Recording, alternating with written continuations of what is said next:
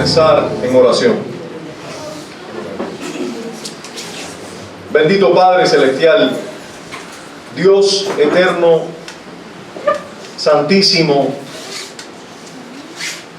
purísimo, justísimo, libre,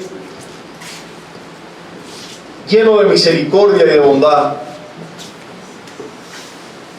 Exaltamos tu grandeza, tu poder, tu amor, tu justicia. Te exaltamos, oh Dios. Tú eres digno de que nosotros glorifiquemos tu nombre. Damos gracias por estar en este lugar hoy. Damos gracias por poder amanecer en el día de hoy y saber que son nuevas tus misericordias. Señor, gracias por Jesucristo, nuestro mediador. Gracias por tan excelente mediador. Gracias por tan excelente Salvador, seguro Salvador. Te imploramos que bendigas este tiempo de estudio bíblico. Te imploramos que te hagas presente por tu Espíritu y nos capacites para adorarte, para temerte, para encontrarte en tu palabra, y que Dios del cielo nosotros tengamos más luz de tu persona y también de nuestra maldad, y que así también veamos más el resplandor de la gloria tuya en la faz de Jesucristo, que nosotros podamos ver a Cristo Jesús hoy y tener más motivos para agradecer y servir. Imploramos en Cristo Jesús tu bendición para cada uno de los presentes, y también que te acuerdes de los que no han llegado y les traigas con tu bendición y favor. En Cristo. Amén. Así dice el credo que resume el primer concilio cristiano que no nos narra las Escrituras. Hay un concilio que ocurrió bien temprana de la aparición de la iglesia. Hubo necesidad de un concilio, se nos narra en el capítulo 15 del libro de los Hechos. La iglesia se tuvo que reunir a determinar ciertos asuntos, si había que guardar la ley o no había que guardarla, si había que circuncidarse o no, y llegaron ahí a un acuerdo. Pero que no se nos narre en las Escrituras, pero sí recogido en la historia, hubo un primer concilio en una ciudad llamada Nicea, y este concilio fue beneficiado por un emperador romano que todo parece indicar, o que muchos dicen, que se convirtió al cristianismo. Este emperador fue Constantino, y él convocó a las iglesias, a los líderes cristianos, a los pastores de distintas iglesias, a que se reunieran y determinaran el asunto de si Jesús era Dios o no, si era humano o no, ciertas doctrinas que estaban apareciendo por el mundo en aquel momento. En el año 325 el concilio se reunió y llegó a tal conclusión. Después de tal concilio, el concilio podemos decir, resumió su conclusión en un credo. Y ese credo dice de esta manera: creo en un solo Dios, Padre todopoderoso, creador del cielo y de la tierra y de todas las cosas visibles e invisibles, y en un solo Señor, Jesucristo, Hijo unigénito de Dios, engendrado del Padre antes de todos los siglos, Dios de Dios, luz de luz, verdadero Dios de Dios verdadero, engendrado, no hecho, consustancial con el Padre, por el cual todas las cosas fueron hechas, el cual por amor a nosotros y por nuestra salud o salvación descendió del cielo, y tomando nuestra carne de la Virgen María, por el Espíritu Santo fue hecho hombre, y fue crucificado por nosotros bajo el poder de Poncio Pilatos, padeció y fue sepultado, y al tercer día resucitó según las Escrituras, subió a los cielos y está sentado a la diestra de Dios Padre, y vendrá otra vez con gloria a juzgar a los vivos y a los muertos, y su reino no tendrá fin. Termina diciendo el creo en el Espíritu Santo, Señor y dador de la vida, procedente del Padre y del Hijo, el cual con el Padre, el Hijo juntamente es adorado y glorificado, que habló por los profetas, y creo en una santa iglesia católica y apostólica, confieso un bautismo para remisión de pecados y espero la resurrección de los muertos y la vida del siglo venidero. Amén.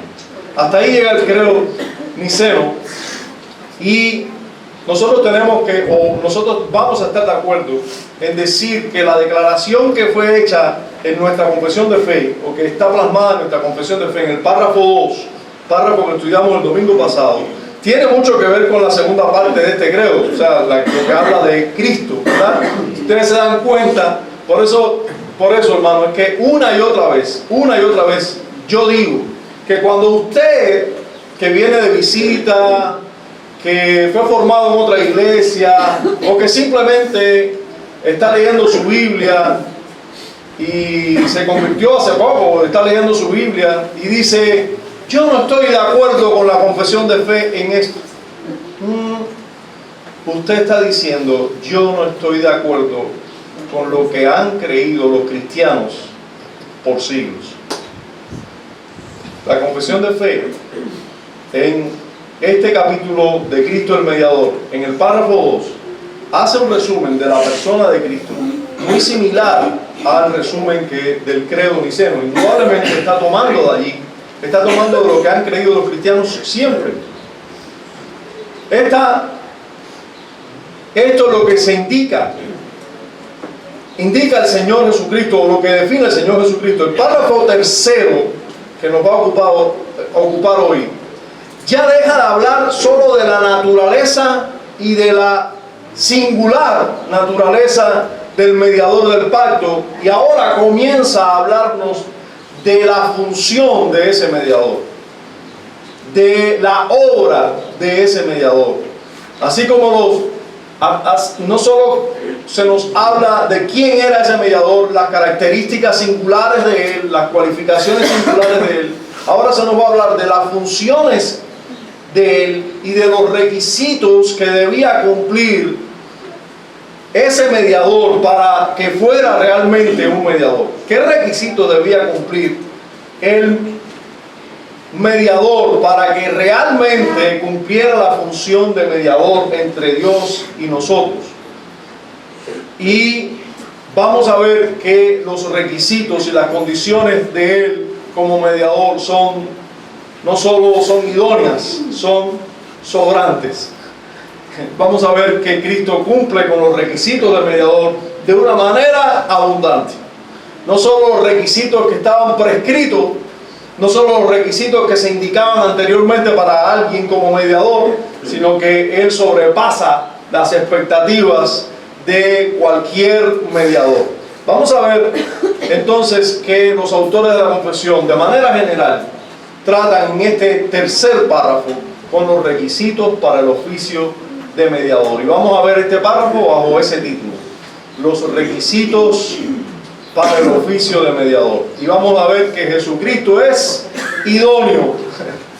Él tiene una idoneidad que no podemos discutir. Es idóneo para esta función de mediador. Y espero que usted entienda el término de mediador, ¿no? Alguien que media entre nada más y nada menos que entre Dios y el hombre, ¿verdad? Ahora, eso lo podemos resumir así. Vamos a ver este párrafo en dos acápites nada más. Primero vamos a ver la unción del Espíritu Santo como un requisito para que él fuera mediador. Para que fuera mediador debía ser ungido por el Espíritu Santo, y vamos a ver ahora por qué.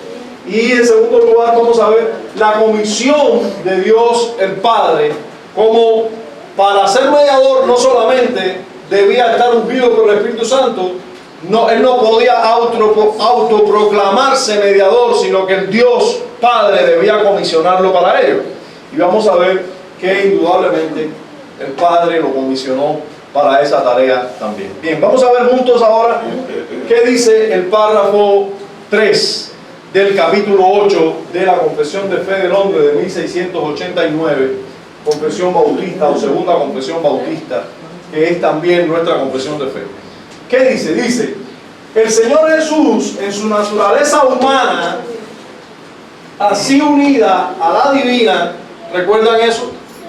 Que Él tiene una naturaleza humana y una naturaleza divina, unidas, no confundidas, pero unidas en una sola persona. Bueno, en la persona del Hijo, y ahí está haciendo alusión ahora a una persona de la Trinidad, ¿verdad? En la persona del Hijo fue santificado y ungido con el Espíritu Santo. Dicen los autores de la confesión de fe que Él fue ungido por el Espíritu Santo. Y esto sin medida. Ahora, teniendo en Él todos los tesoros de la sabiduría y del conocimiento, en quien agradó al Padre que habitara toda la plenitud, y a fin de que siendo santo, inocente, inmaculado y lleno de gracia y de verdad, estuviera enteramente equipado para ejercer ¿qué oficio? El oficio de mediador y de fiador. Entonces, según los autores de la confesión de fe, Cristo está enteramente equipado para ejercer el oficio de mediador, porque fue ungido por el Espíritu Santo. A ver, primero, porque Él es alguien que tiene una naturaleza humana divina. Es la misma persona del Hijo. O sea, es Dios el Hijo, del que nos habla, ¿qué capítulo de la confesión? El segundo capítulo de la confesión, ¿verdad? Nos habla de la Santa Trinidad. Y aquí nos está hablando de una persona de la Santa Trinidad, que es el Hijo. Entonces, este fue, encima de eso, santificado y ungido con el Espíritu Santo. Y eso sin medida. Pero además, teniendo en Él todos los tesoros del conocimiento y la sabiduría, tesoros de sabiduría y conocimiento. Y en quien agradó al Padre también que habitara toda la plenitud. Pero encima de eso, es santo, inocente, inmaculado y lleno de gracia y de verdad. Tiene todos estos requisitos, por eso los autores de la confesión dicen que está enteramente equipado para ejercer el oficio de mediador y fiador. En este caso, pagando una cosa a favor nuestra, ¿verdad? Ahora, oficio que además de todo lo dicho anteriormente, no tomó por sí mismo. O sea, este oficio de mediador y de fiador, Cristo no lo tomó por sí mismo. Él no dijo, yo voy a hacerlo. No, sino que fue llamado a este, ¿por quién? Por su Padre, ¿verdad? Esa primera persona de la Trinidad, Dios, el Padre, ¿verdad? Quien también puso todo poder y juicio en su mano. O sea, súmenle a todo lo anterior, que Dios, además de darle el oficio de mediador y fiador, Él lo comisionó para ese oficio, también puso todo poder y juicio en su mano. O sea, es un mediador y fiador que además tiene poder para juicio en su mano y le dio mandamiento para ejercer el poder y el juicio.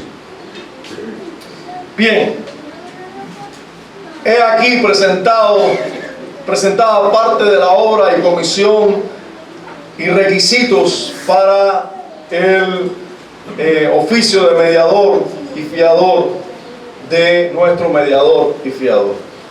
Bien, el mediador en primer lugar requería la unción del Espíritu Santo. ¿Por qué nosotros decimos eso?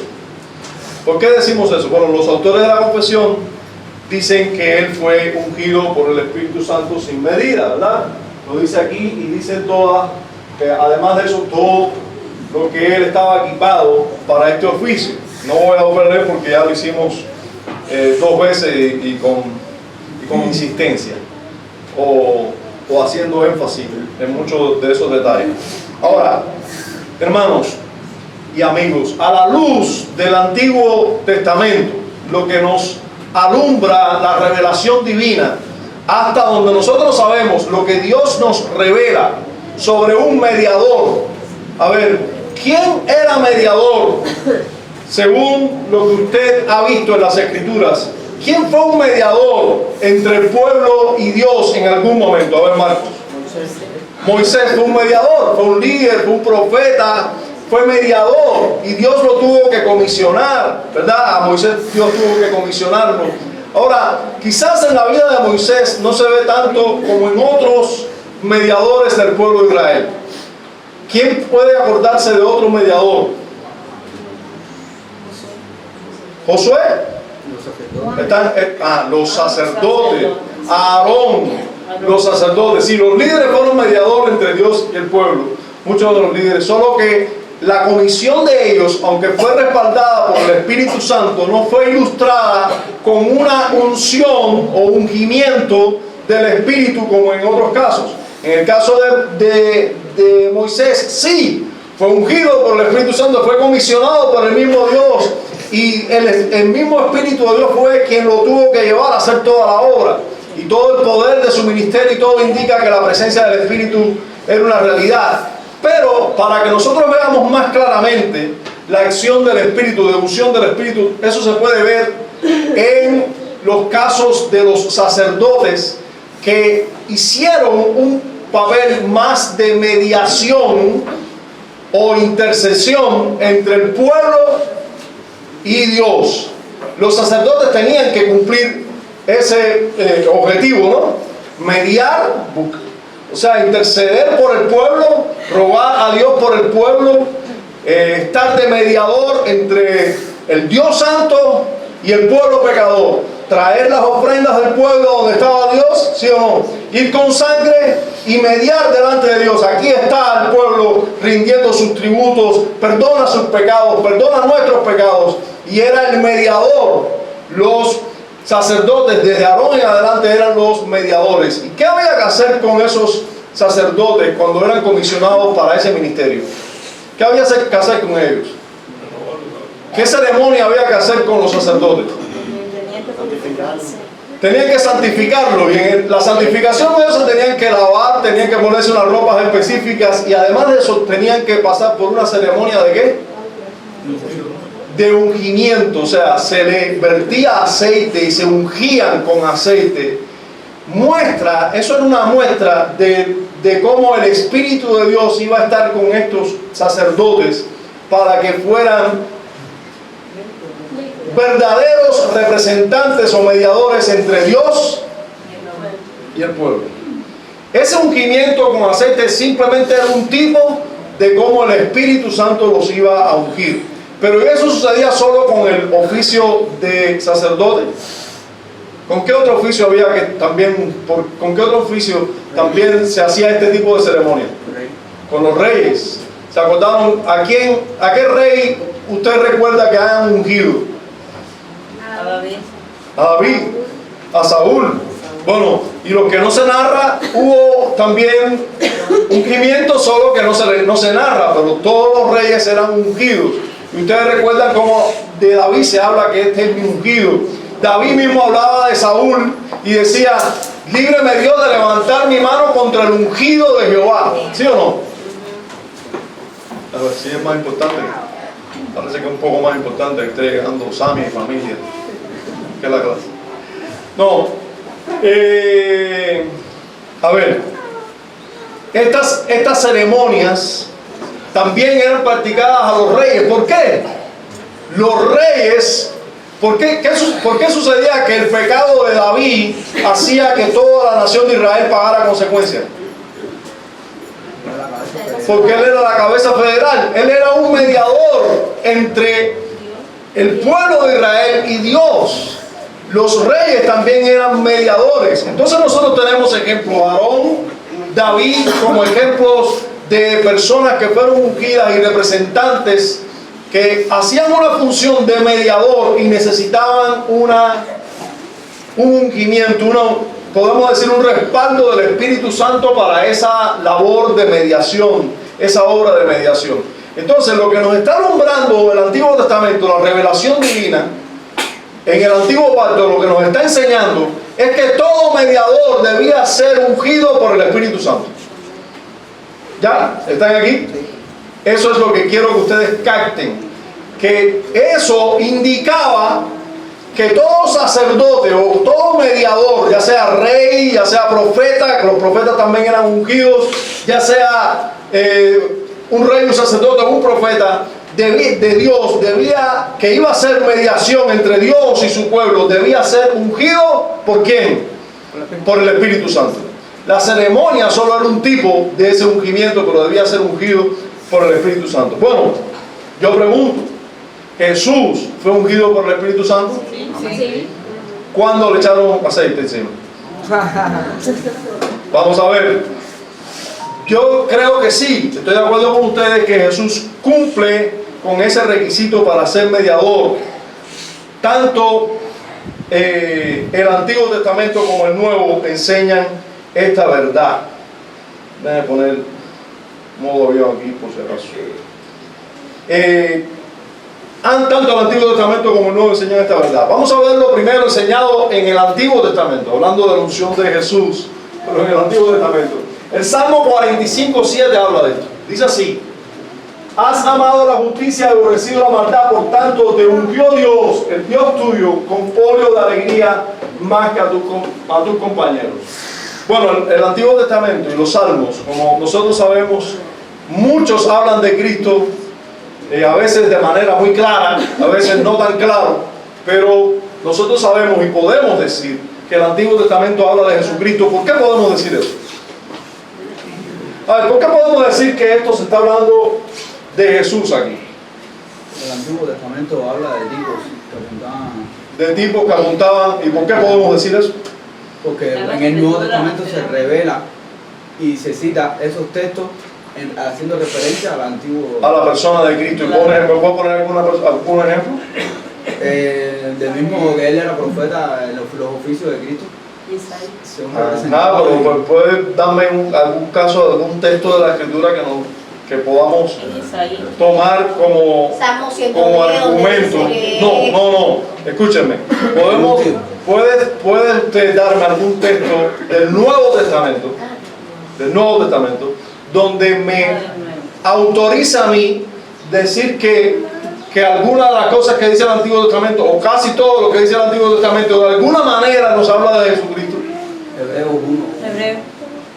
Pero Hebreos 1:1 lo que dice es que Dios se ha revelado. Y dice que se completa esa revelación en Jesucristo. Pero no me dice, a ver, el Hebreos 1 creo que no me dice explícitamente que el Antiguo Testamento habla de Cristo. Creo que es en Lucas, los héroes de la fe. Los héroes de la fe, ¿no? En Lucas. En Lucas 24, ¿no? Ajá, ¿qué que pasó dice ahí? que por la ley y los profetas, algo así dicen. Ajá, sí, pero ¿qué pasó ahí? Hebreos 12. Hebreos 12. A Jesús, el mediador del nuevo pacto, Ajá. ¿ya? Y a la sangre Pero rociada. pero ese texto no me dice que Jesús es de quien se habla en el Antiguo Testamento. Ya Dice. entiendo lo que quiere decir. Jordan está cerca. Sí, ese que está por ahí por Lucas. Mira, hay varios pasajes. Hay varios, no solo Hebreo, no solo Lucas, pero hay varios pasajes que nos indican esto. Que muchos pasajes del Nuevo Testamento hacen lo que dice Jordan. O sea, toman textos del Antiguo Testamento y dice que eso estaba hablando de Jesucristo. Hay varios textos. A ver, Ariel. Bueno, para interpretarlo. Cuando Jesús le hace la promesa de ir a la serpiente, no está hablando de Jesús en el Antiguo Testamento, que se refiere a... Ese es uno de los tipos que es usado en Juan 3, donde dice, ahora no recuerdo si lo que me está diciendo es, yo pensé que era la serpiente que fue levantada en el desierto. No, más cuando Adán y Eva... Bueno, sí, eso está hablando de Jesús, pero ¿cómo yo sé que eso está hablando de Jesús? Tengo que tener una referencia clara para yo poder decir eso. ¿O dónde está? Yo sé que hay, pero ¿dónde está? A ver, ¿ya encontraste Lucas todavía? ¿Qué dice a Moisés y a los profetas? Por ahora no me acuerdo. Sí, mira, lo que está buscando Jordan es el pasaje de Jesús y los discípulos camino de Emaús. Eso es lo que yo... Camino de Emaús, cuando van los discípulos camino de Emaús, Jesús se le aparece y ellos no sabían que era Jesús y Jesús le dice, ¿qué pasa? No, y tú no has escuchado, tú eres el único forastero en toda esta región que no ha escuchado de Jesús, que fue un hombre con poder y demás, y ahora resulta que lo mataron Y sin embargo, una mujer entre nosotros dice que lo vieron. Y Jesús dice que abriéndole las escrituras, comenzó a enseñarle todo lo que de él decían Moisés y los profetas y la ley, todo lo que de él decían. Entonces lo que le abrió era el Antiguo Testamento. Y le está diciendo todo lo que él decía en el Antiguo, de él decía en el Antiguo Testamento. Pero además, en Juan, capítulo, ahora sí es 5:39, escudriñad las Escrituras, porque a vosotros parece que en ellas tenéis la vida eterna, y ellas son las que dan testimonio de mí. Y el otro. ¿Y qué escrituras está hablando Jesús? Obligatoriamente el Antiguo Testamento, el Nuevo no estaba escrito. Entonces, escudriñad las Escrituras, porque a vosotros parece que en ellas tenéis la vida eterna, y ellas son las que dan testimonio de mí. Indudablemente se está hablando del Antiguo Testamento. Pero además hay otros casos. Por favor, rectifíquenme si es Juan 5:39, Juan 5:39. Ajá. Pero además hay otros casos, el caso en que Jesús dice, ¿de quién es hijo? ¿De quién es hijo David, el hijo del hombre? No, de David. ¿De quién es hijo el Cristo? Dice Jesús. No, de David es hijo. ¿Y cómo David dijo el Señor a mi Señor? Y ahí está citando, ¿qué cosa? El Salmo 110. Y al citar el Salmo 110 está diciendo que el Salmo 110 habla de él. Pero hermano, no solo el 110, el 45 también habla de él. Y cuando dice aquí, has amado la justicia y aborrecido la maldad, eso es solo para Cristo. Por tanto, te ungió Dios. Dios ungió a Jesús, el Dios tuyo, con óleo de alegría más que a tus compañeros. El Salmo no. Ahora al Nuevo Testamento, Hechos 10:38. Cómo Dios ungió. Se está dando testimonio de Cristo y dice que Dios ungió con el Espíritu Santo y con poder a Jesús de Nazaret. Y como éste anduvo haciendo bienes y sanando a todos los oprimidos por el diablo, porque Dios estaba con él. Dios ungió a Jesús con el Espíritu Santo. Está, bien explícito, ¿verdad? Fue ungido. Su unción está mencionada. El Cristo fue ungido, quiere decir, ¿cumple él con ese requisito de haber sido ungido por el Espíritu Santo? Sí, porque la Escritura explícitamente lo dice. Ahora, hay un detalle en si pudieras dar 2 o 3 diapositivas antes de, ¿sí? De las que ya vimos, donde está la confesión. Aquí. Miren, hay un detalle aquí que es importante que nosotros tengamos en cuenta y resaltemos. Porque es un detalle que dice nuestra confesión de fe y también la confesión de Savoy, pero la confesión de Westminster no. Nosotros sabemos que hay muchas cosas en la confesión de Westminster que son idénticas en nuestra confesión de fe. Y déjenme decirles que ese es el caso de los primeros 8 párrafos de este capítulo. O sea, son casi iguales. Los primeros 8 párrafos de este capítulo son casi iguales que en la confesión de Westminster. Sin embargo, esta frase en la persona del Hijo no está en la confesión de Westminster. Solo aparece en la confesión de Savoy y en la confesión de Londres. Fíjense cómo señalan que el mediador no es solo el Señor Jesús. O sea, sí es solo el Señor Jesús. Pero se menciona de él, se dice de él, que no es solo el Señor Jesús en su naturaleza humana, sino la divina, sino que además se aclara, se especifica en la persona del Hijo. En la persona del Hijo. Y un poco como que se está diciendo, si ese Señor Jesucristo, y el Señor Jesucristo no es solo Dios, es Dios y hombre, y él es una persona histórica, o sea, es un hombre de verdad, que nació de verdad, pero también está diciendo que esa mediación es de la persona del Hijo. O en otras palabras, esa mediación es de la segunda persona de la divinidad. ¿Ya? Se aclara eso, se aclara. Es la segunda persona de la divinidad la que está haciendo esa mediación. Ahora, uno dice, bueno, ¿y por qué se habla de eso? ¿Por qué se habla de que es la segunda persona o es la persona del Hijo? ¿Por qué se aclara que es Dios, la segunda persona de la divinidad, el que hace mediación? Bueno, y el que es ungido por el Padre, etc. Bueno, una respuesta a eso la puede dar mejor el que incluyó esa frase. Ustedes saben que hubo una persona que incluyó esa frase. A ver, ¿cuándo aparece esa frase por primera vez? 1642. En el 44. ¿Seguro? En el 44 es la primera confesión, no fue en el 44. ¿En la? En la de Savoy. ¿Y quién elaboró o quién fue la persona más importante o la voz cantante de la elaboración? Si es que hubo una elaboración, lo que hubo fue simplemente pararse encima de la confesión de Westminster y hacer algunas correcciones. Pero ¿quién fue el autor principal de esas correcciones? De la confesión de Savoy. ¿Alguien sabe?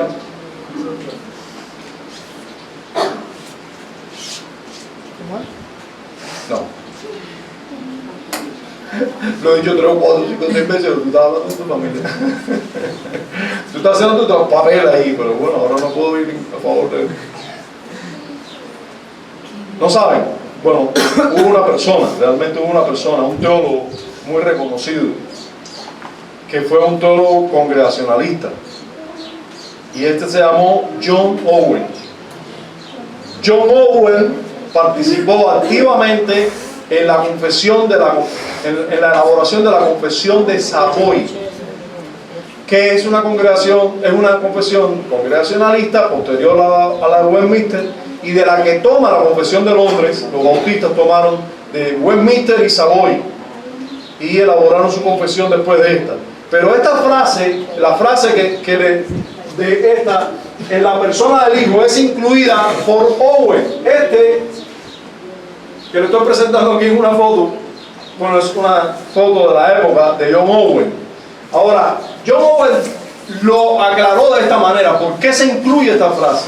Él dice: por lo tanto, esta obra de redención y recuperación, siendo el efecto especial de la autoridad, amor, fíjense, siendo el efecto especial de la autoridad, amor y poder del Padre, fíjense cómo hace distinción entre las personas de la Trinidad, del Padre, debía ser ejecutada en y por la persona del Hijo.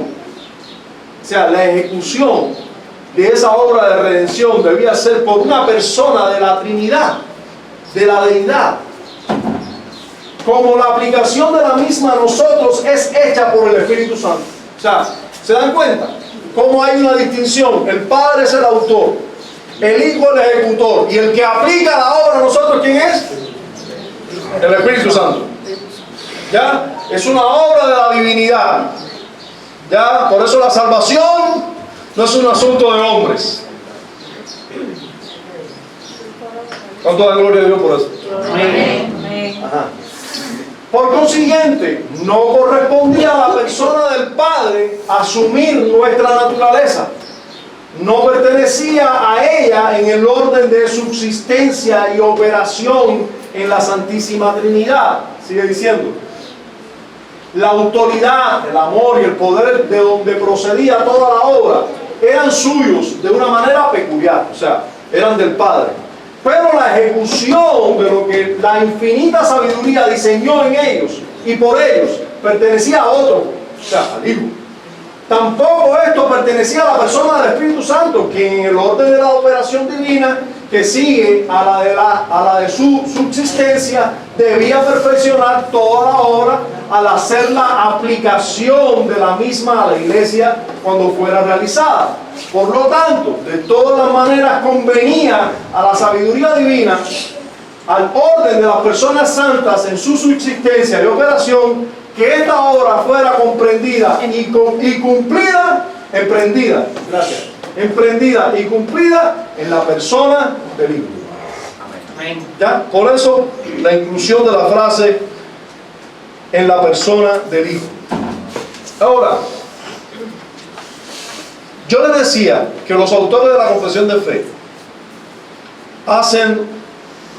ponen toda una pasarela de cualidades del mediador. No solo él cumple lo que está señalado, estaba alumbrado en el Antiguo Testamento que debía cumplir el mediador, debía ser ungido por el Espíritu Santo. No, es que él sobrecumple eso. Entonces nosotros vamos a ver esas otras cualidades que resaltan lo idóneo de nuestro mediador. La competitividad de nuestro mediador, la capacidad de nuestro mediador para ser mediador. Vamos a ver esto en la frase que dice: teniendo en él todos los tesoros de la sabiduría y del conocimiento. Fíjense, aparte de haber sido ungido por el Espíritu Santo, sin medida, él también tiene los tesoros de la sabiduría y del conocimiento. Pero además, agradó al Padre que en él habitara toda plenitud. Pero además, él es santo. Yo pregunto, ¿qué mediador antes de él fue santo? Sin pecado, ninguno, ¿verdad? Dice inocente, inmaculado. De así, ninguno. Pero además dice, y lleno de gracia y de verdad. Lleno de gracia y de verdad. Por eso lo hace que esté enteramente equipado para todo. Entonces, hay textos en las Escrituras indudablemente que ellos están citando aquí. Y es casi con las mismas palabras de esos textos de las Escrituras. Y eso es lo que yo quiero que usted y yo veamos un momento, aunque sea de manera breve. Colosenses 2:3 nos hablan de esos tesoros de la sabiduría que estaban en Cristo. En quien están escondidos, dice Colosenses 2:3, en quien están escondidos todos los tesoros de la sabiduría y del conocimiento. Sí, hermanos, es en la persona de Cristo que están escondidos todos los tesoros de la sabiduría y del conocimiento. Nosotros no sabremos nada realmente verdadero si no conocemos la verdad que está resumida en Cristo. ¿Quién es el autor de todo el mundo? Jesucristo. ¿Por quién fue creado el mundo? Por Jesucristo. ¿Quién es el verbo de Dios, el que dijo sea la luz y fue la luz? Jesucristo. ¿Quién es la verdad de si hay infierno o no? Jesucristo. Si no, hay muchos que dicen por ahí, no hay infierno. Yo no puedo creer que un Dios tan bueno pueda ser un lugar donde haya un tormento eterno. Mire a Jesucristo y usted va a ver el conocimiento del infierno ahí.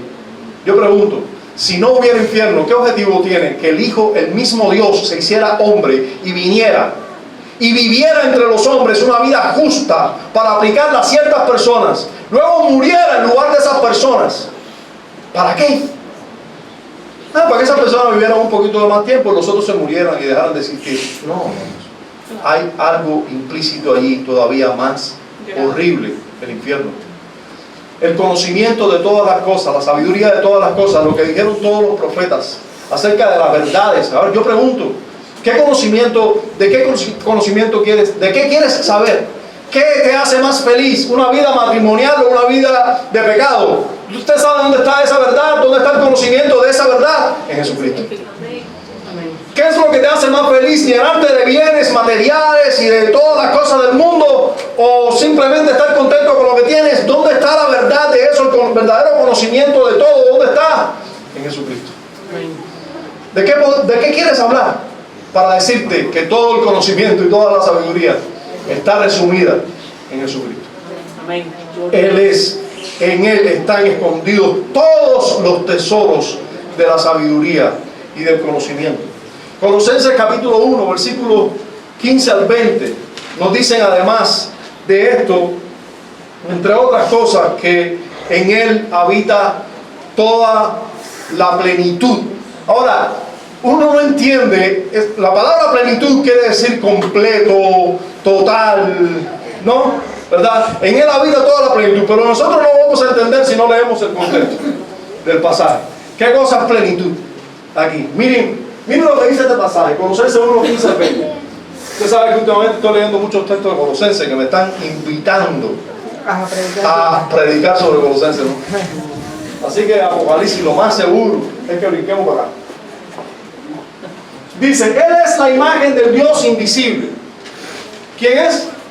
Jesucristo. La imagen del Dios invisible, ¿verdad? El primogénito, y no se piense que esto es primero, de que es solo la primera persona que Dios creó, no, sino el más importante. El primogénito habla de preeminencia más que de primero, ¿ya? De importancia. El primogénito de toda la creación, y de esto vamos a ver en el mismo contexto.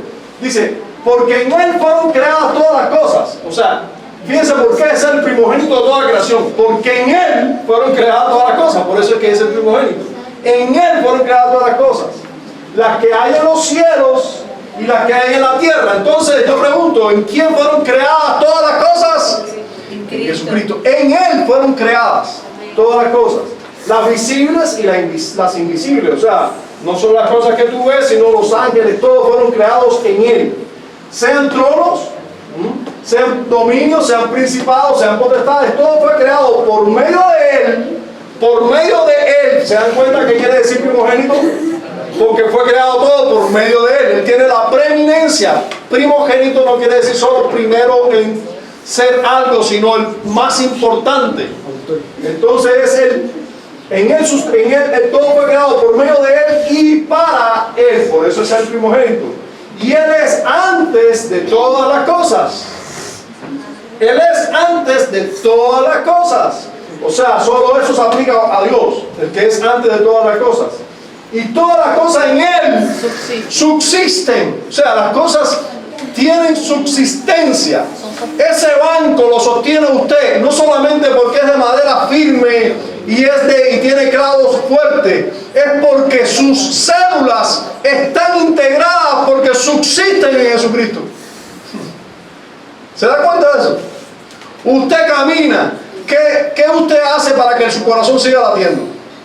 Y siga bombeando sangre. ¿Qué usted hace? Nada, pero usted subsiste en Jesucristo. Gracias a Jesucristo, usted subsiste. La subsistencia de todas las cosas están en Jesucristo, que es el preeminente de todo. Ahora, y Él es cabeza del cuerpo, que es la iglesia. Además de eso, el que es el principio, el primogénito de entre los muertos, porque también fue el primero de los muertos, para que en todo tenga la preeminencia. En todo tenga la preeminencia. Fíjense, no solo el primer lugar, sino la preeminencia. Por cuanto agradó el Padre que en Él habitase toda plenitud. ¿Se da cuenta por qué? ¿Qué cosa es toda plenitud?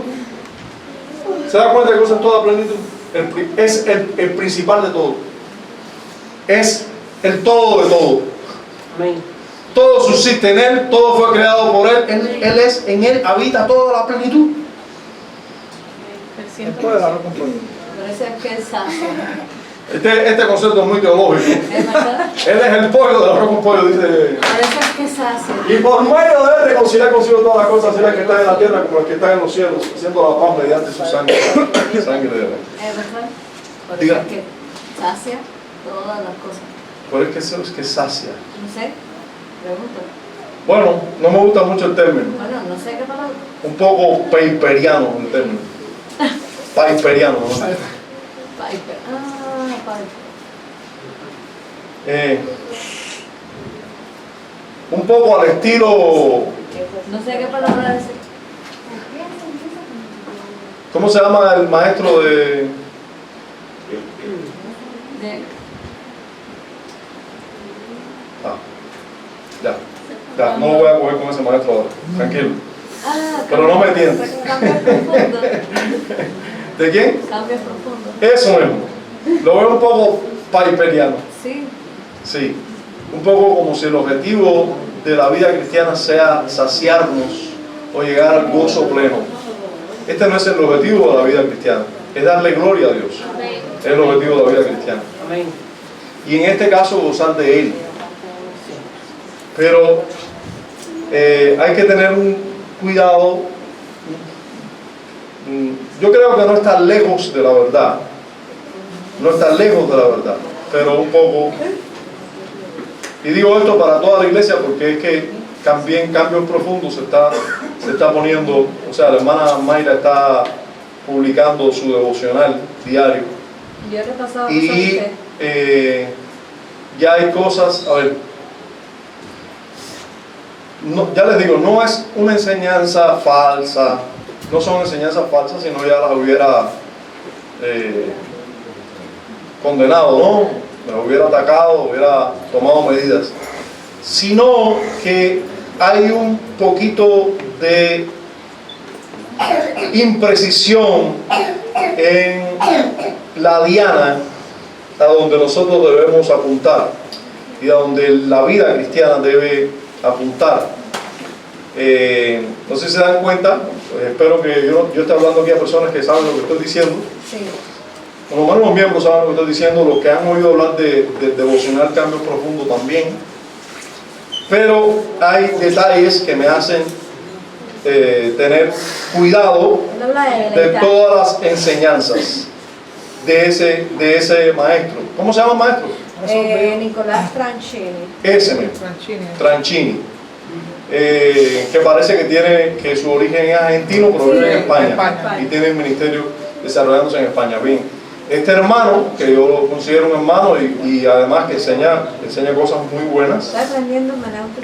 y que hay cosas muy buenas que enseña, pero nosotros tenemos que tener cuidado porque no es, yo creo que una cosa que me pone la alarma, primero, es haber mencionado a un maestro que tiene falsedad. No ha mencionado a Piper. Cuando menciona a Piper ya lo descalifico. Yo lo pensé. O sea, no porque Piper sea totalmente descalificado. O sea, déjenme... Estoy tratando de medir mis palabras, de hablar claramente. Miren, no estoy diciendo que Piper sea un falso maestro, ni estoy diciendo que Nicolás Tranchini sea un falso maestro. No. Yo creo que ellos tienen muchas cosas de valor. Son calvinistas, entienden muchas cosas del Evangelio, solo que, hermanos, a veces la verdad, para que no sea dañada, tenemos que ser estrictamente bíblicos para que así sea. Y puede ser, o yo noto, como por ejemplo, ya que haya mencionado a un hombre como Timothy Keller, dentro de su enseñanza ya me pone una alarma. Lo otro que me pone una alarma es su énfasis desmedido en saciar nuestra alma, en llegar al gozo pleno, en que nosotros seamos felices verdaderamente. Bueno, a ver, yo no digo que la Biblia no resalte eso, porque ¿a dónde vamos los creyentes? A un lugar donde no habrá llanto, no habrá lágrimas ni llanto. O sea, entonces lo contrario de eso es felicidad. Yo entiendo su enseñanza de que Jesús dijo que el que quiere ganar la vida debe perderla. Entonces, y es una incitación a querer ganar la vida en cierta manera. Ahora, nuestro fin no debe ser la felicidad así como esencia, si nuestro fin debe ser que Dios sea glorificado, porque muchas veces nosotros vamos a tener que tomar decisiones en pos no de nuestra felicidad, sino de que Dios sea glorificado. No sé si me hago entender. Y en ocasiones eso no nos va a hacer feliz, aunque a la larga eso nos va a hacer feliz. Pero quizás yo esté un poco preocupado, a lo mejor no es de preocuparnos demasiado, pero no es el fin y el propósito número uno del hombre, ni Dios tiene ese propósito con el hombre de hacer al hombre feliz, aunque lo hará. Aunque lo hará. A todo su pueblo Dios le va a traer bien, y la felicidad mayor y el bien mayor es Dios, como bien dicen ellos. Ahora, pero hay que tener cuidado en el énfasis y en los lugares que esto ocupa y en el enfoque que se le da. Yo les digo, a lo mejor yo no tengo ahora mismo la capacidad de decirles, miren, de desmontar todo el anclaje de quizás de lo equivocado que están, porque tampoco estoy diciendo que sea una equivocación herética, ni estoy diciendo que, ya te digo, que sea muy dañino escucharlo. No, si fuera así, ya les digo, no permitiera que los audios se transmitieran. Yo creo que en realidad está lo que quieren promover es que tengamos a Dios en primer lugar, que el mundo no ocupe un lugar en nuestras vidas, etcétera, que no haya otro tipo de ídolos o de pasiones o de deseos, que no cambiemos a nada por Dios, que es. Ahora, por eso les digo, no creo que sea una falsa doctrina, no creo que sea algo problemático como para decir yo no oigo más a este hombre. Yo sí sé que a Tim Keller sí debemos eliminarlo de los libros que nosotros leemos, sí lo debemos eliminar. Y él lo cita. Ese es el devocional Misericordia. No sé ni la cosa que prácticamente ha escrito, porque ya yo por lo menos lo he borrado de mi lista. ¿Por qué? Como por ejemplo, hoy en día, a ver, Tim Keller ha escrito, o sea, para mí, se ha definido como un falso maestro por el simple hecho de decir que Dios es, que en la creación Dios no es el creador realmente, si no fue en 6 días, si no fue varios días, y puede ser que el hombre haya salido incluso del mono y toda esa historia. O sea, sí.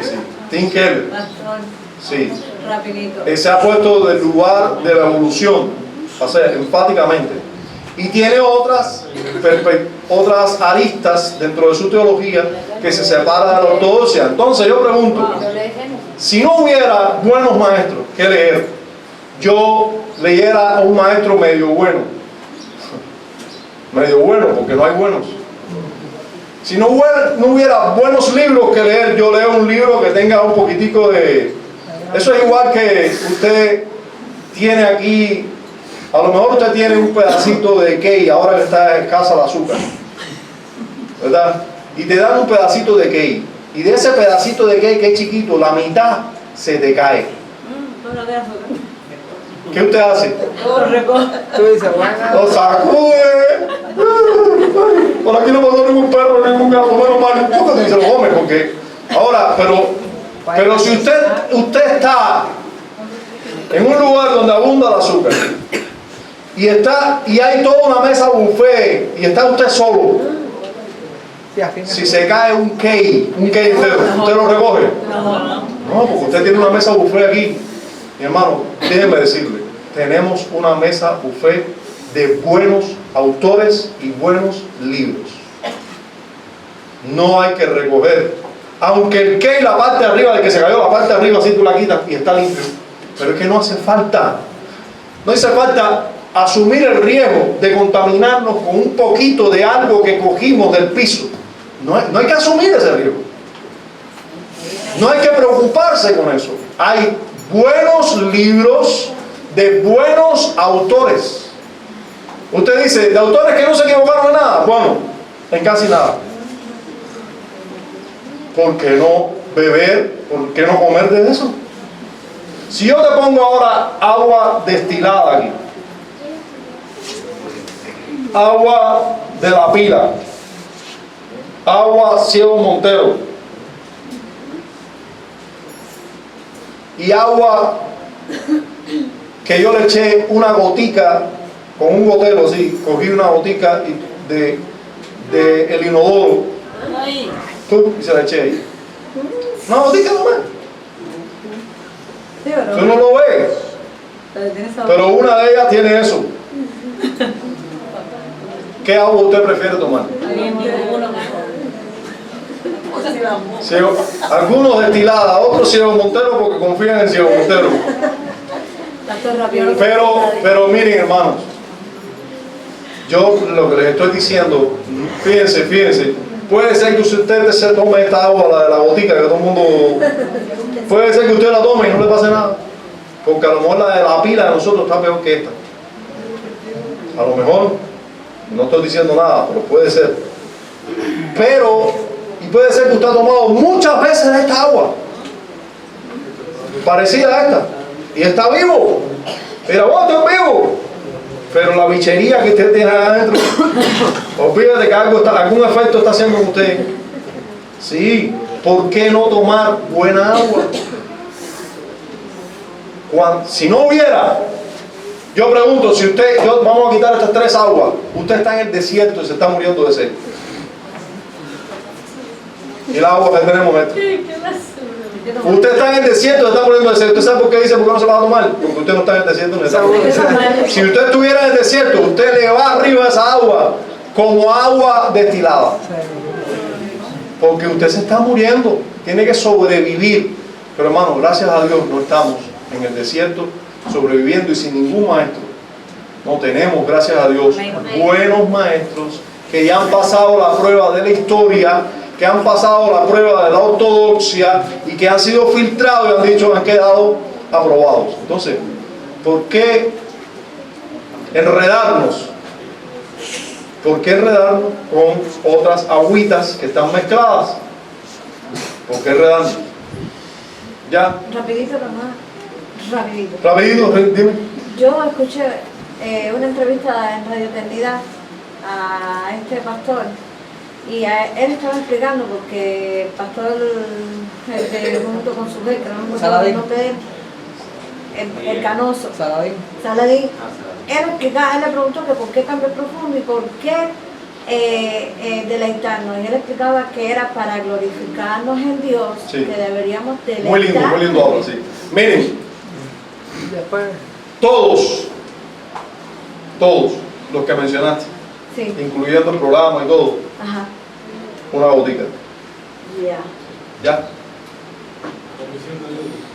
¿Eh? La comisión. Vamos para allá. La comisión. ¿Cómo Dios comisionó a Jesucristo? ¿Cómo Dios comisionó a Jesucristo? ¿En eso estamos? Yo quiero estar en eso. Todos esos. A ver, todos, yo soy un maestro que ustedes tienen y no he sido probado. Si yo escribo un libro mañana, antes de mi libro, lean a todos los puritanos. No escojan mi libro antes de leer a todos los puritanos, porque ellos tenían mejor doctrina que yo. ¿Entienden? O sea, uno de los tantos motivos por los cuales yo no he escrito un libro, porque yo no considero que esté preparado para escribir un libro. Hay muchos que lo han escrito, están en otro mundo, tienen otras posibilidades, tienen otras, y lo han escrito, pero hermanos, no tienen la doctrina, la pureza doctrinal que lograron tener muchos hombres de Dios del pasado. Con poca edad, ya tenían poca, porque desde que nacieron están recibiendo buena doctrina. Buena doctrina. Jonathan Edwards se convirtió a los 15, 16 años, pero su padre era un puritano. Y todo lo que le enseñó, y cuando se convirtió, lo que quería era servir a Dios igual que su padre. Y por eso es que es reconocido como el teólogo más grande que ha tenido Norteamérica. Yo leo a Jonathan Edwards, y te digo, me dice, estoy leyendo a Jonathan Edwards, y yo, gloria a Dios, está leyendo algo mejor que escucharme a mí, enseñar o predicar. Ahora, si usted me dice a mí, estoy leyendo a ciertos personajes, yo no es que esté preocupado, mi hermano, usted puede oír Radio Eternidad toda la vida, cambio profundo, etcétera, y yo voy a estar contento. Lo que pasa es que voy a estar contento y preocupado, con un poquito de preocupación. A lo mejor no es muy correcta, pero es lo que creo, que hay que tener cuidado. Yo sí sé que ellos tienen muchísimas cosas que nos pueden enseñar a nosotros, sí, y que son gente buena, y que son verdaderos hermanos y cristianos, y la mayoría de ellos, para no decir todos, excelentes maestros, pero tienen influencias y tienen algunas imprecisiones doctrinales de las cuales hay que cuidarse. Ahora, tú sabes cuáles son esas precisiones. Ese es el asunto, que no lo sabes, y cuando no lo sabes, puedes, y no quiere decir que no se puede escuchar, pero hay que escucharlo con cuidado. Bien, entonces tenemos a Cristo como plenitud de todo, ¿verdad? Pero además de eso, además de que Él es la plenitud de todo, también en Él habita toda plenitud. Además de eso, Él era como ningún otro mediador, inocente, santo, sin mancha, apartado de todos los pecadores. Y esto nos lo dice Hebreos capítulo 7, versículo 26. Porque tal sumo sacerdote nos convenía. Fíjense como dice el autor de Hebreos, ¿verdad? Que creo que es el apóstol Pablo. Sí. Nos convenía un sumo sacerdote que fuera mejor que todos nosotros. Nos convenía un sumo sacerdote perfecto, y este es perfecto. Santo, inocente, sin mancha, apartado de los pecadores y hecho más sublime que los cielos. Bendito sea Dios. En Juan 1:14 dice: aquel verbo fue hecho carne y habitó entre nosotros, y vimos su gloria, gloria como el unigénito del Padre, lleno de gracia y de verdad. Ese es nuestro mediador. Sobrecumple los requisitos del mediador, los sobrecumple con creces. Lleno de gracia y de verdad. ¿De quién se puede decir eso? ¿De qué mediador se puede decir eso? ¿Se pudo decir eso alguna vez? ¿De qué algunos de los que apuntaban a él, porque todos apuntaban a este mediador, cuáles llegaron a tener estos requisitos? Ninguno. Entonces tenemos un mediador cualificado y idóneo para la tarea. Ahora, ese mediador también requería ser comisionado por el Padre. Ese mediador requería ser comisionado por el Padre. Y los autores de la confesión nos dicen que sí, que fue comisionado por el Padre. Dice, oficio que no tomó por sí mismo, sino que fue llamado a este oficio, ¿no?, por su Padre, quien también puso todo poder y juicio en su mano y le dio mandamiento para ejercerlo. Bien, vamos a ver la prueba escritural de dicho llamado al sacerdocio y mediación. ¿Hay una prueba de que él fue llamado por el Padre para esto? Seguro. Dice Hebreos capítulo 5. Aquí tenemos la prueba. Y nadie toma para sí esta honra, la honra de ser mediador, sumo sacerdote, etc., sino el que es llamado por Dios, ¿verdad? El que es llamado por Dios es el que debe hacerlo. Como lo fue ¿quién? Aarón. ¿Fue un sumo sacerdote llamado por Dios, Aarón? Sí. Así tampoco Cristo se glorificó a sí mismo, haciéndose sumo sacerdote, sino el que le dijo: tú eres mi hijo, yo te he engendrado hoy, como también dice en otro lugar. ¿Y en qué está citando? Génesis. El Antiguo Testamento, ¿verdad? Tú eres sacerdote para siempre, según el orden de Melquisedec. Salmo 110. Ahora, entonces, yo pregunto. Y Génesis también. Sí, entonces yo pregunto. ¿Quién comisionó al Hijo? El Padre. El Padre. ¿Él fue sumo sacerdote porque quiso serlo? No, alguien lo llamó a ser. Le dijo: yo te he engendrado hoy, como también dice en otro lugar, tú eres sacerdote para siempre, según el orden de Melquisedec. Entonces, el que lo comisionó a ser sacerdote fue el Padre. Así que él tiene también este requisito. Él cumple el requisito de que fue llamado a ser sacerdote por el Padre. Ahora, la autoridad que ha sido impartida a este mediador es mayor que la de todos los tipos que le antecedieron. Yo pregunto, ¿qué mediador del Antiguo Testamento que apuntaban todo ello a Cristo tenía la autoridad de este mediador? Ninguno, porque el Padre no solo lo comisionó para ser mediador, para ser sacerdote, sino que le dio el poder para hacer juicios. Y esto es lo que nos dicen los autores de la confesión cuando dicen: quien también puso todo poder y juicio en su mano y le dio mandamiento para hacerlo. ¿Dónde vemos eso? Ese poder que fue entregado al Hijo. En el Nuevo Testamento. ¿Dónde? En la Gran Comisión es uno de esos pasajes. Pero antes de ver la Gran Comisión, que vamos a verlo, vamos a ver Juan 5, 22 y 23, y también el verso 27. Miren lo que dice Juan 5, en Juan, lo que dijo Jesús: porque el Padre a nadie juzga, sino que todo el juicio dio a ¿quién? Al Hijo. ¿quién va a juzgar a los hombres? El Hijo que se hizo hombre, que vivió entre los hombres, es el que va a juzgar. Y el Padre le dio ese poder al Hijo, para que todos honren al Hijo como honran al Padre. El que no honra al Hijo, no honra al Padre que le envió. Y también le dio autoridad de hacer juicio, por cuanto el Hijo es el hombre. Él le dio autoridad, el Padre le dio autoridad al Hijo de hacer juicio. Y en Mateo, como bien decía Jordan, en la gran comisión, Jesús declara: toda autoridad, toda potestad me es dada en el cielo y en la tierra. Toda potestad me es dada en el cielo y en la tierra. Así que esa potestad se le dio también de hacer juicio. Y por último, en Hechos 2:36 dice: sepa pues ciertísimamente toda la casa de Israel que a este Jesús, del que estaba hablando Pedro aquí, a quien vosotros crucificasteis, Dios le ha hecho Señor, o sea, con autoridad para gobernar, para reinar, para regir y Cristo. Entonces Dios, el Padre, ha hecho a Jesús, o Dios el Hijo,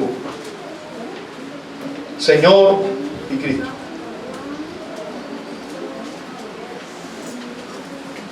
Tan excelente mediador nos convenía. Hermano, no podemos hacer otra cosa que dar gracias por tener un mediador tan cualificado que cumpla todos los requisitos.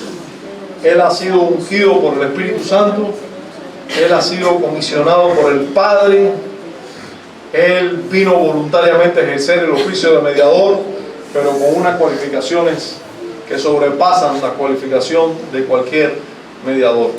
Padre, bendito eres. Hijo, gracias por ser tan excelente mediador. Espíritu de Dios, gracias por mostrarnos tan claramente a nuestro bendito mediador, fiador, salvador, redentor. A ti, Dios, sea la gloria por los siglos.